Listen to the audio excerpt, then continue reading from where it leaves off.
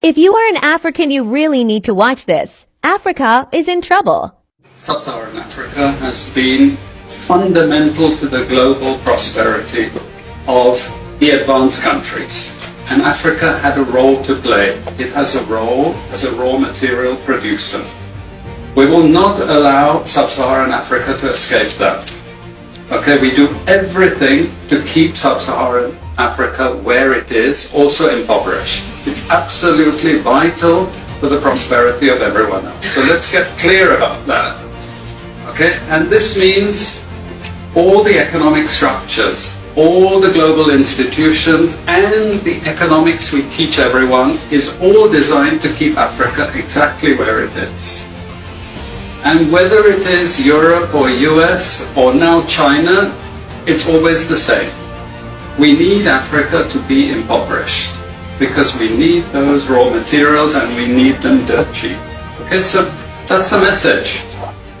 It doesn't mean to say that there's nothing Africans can do. Of course there is. This is what it's about. Because if Africa does do something different, I assure you living standards of all those in Europe and North America and Asia is going to fall. Okay? And that is a big price to pay. I assure you that the West is not going to allow that without a big fight. Okay? So the job of many Western academics is to convince Africans they have to keep doing what they're doing. Okay? And to show them it's your fault that you're poor. It's not our fault.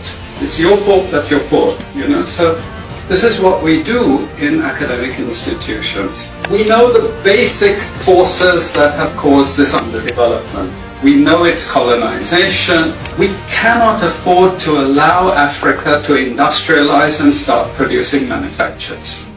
Okay, so we will do everything to stop that. And I'm going to show you how we actually block that. We had East Asian rapid industrialization processes. So in the earlier period, we had Japan and Korea and Taiwan. Okay, rapid growth, sucking in raw materials from Africa, driving up the prices. After those countries finished industrialization, then Sub-Saharan African growth rate again fell. Sub-Saharan Africa is condemned to this role, just the supplier of raw materials, not a manufacturer. The currencies are collapsing of these countries, and many of them are Sub-Saharan African countries. After colonization ended, we needed new structures to keep these countries where they were. Okay? And the first of those is aid. Okay? We give them aid. Aid for what? Actually, we give them aid to keep repressive regimes in power. That's all. All the hypocrisy about transparency and democracy and bullshit like that, it's all bullshit. But it would go to country after country offering loans. And if the president did not accept the loan, they were killed. It's just economics. It's economic warfare. The rich declare war on the poor. It happens everywhere. It happens in a country. The rich control the government. Of course they do. You really believe you have democracy? Come on. You know, I mean, grow up. Who has all the subsidies and income support? US, Europe. The largest budgets in the world for supporting their farmers are Europe and US.